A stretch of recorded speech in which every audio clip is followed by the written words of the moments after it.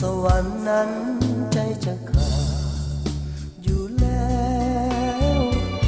ด้วยรักน้องแก้วที่งามโสภาลาวันดังหนึ่งนางฟ้า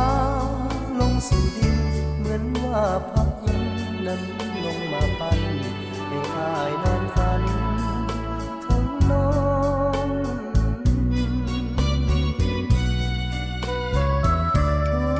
ใจอายนี้แม้มีทางต่อออกได้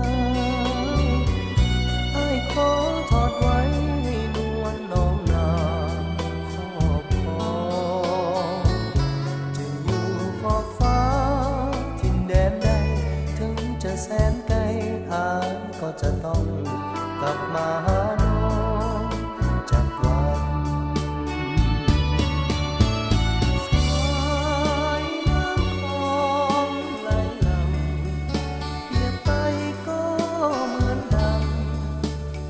ใจอ้ายไหลมานั้นขอให้น้องเจ้าจงสงสารอย่าปล่อยอ้ายเลยผ่านแดนสวรรค์แห่งนี้ไปไกลเวียงจันทร์สวรรค์นั้นใกล้กันสุดขอบฟ้า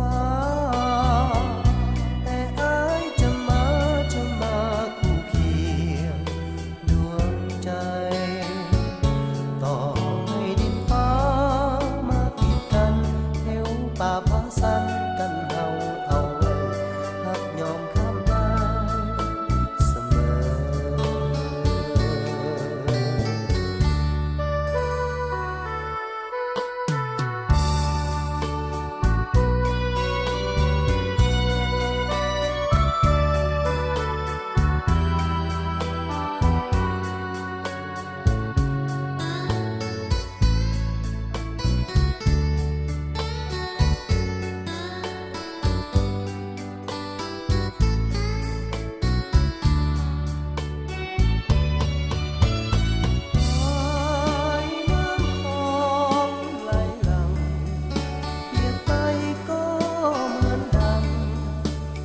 ใจอ้ายไหลมานั้น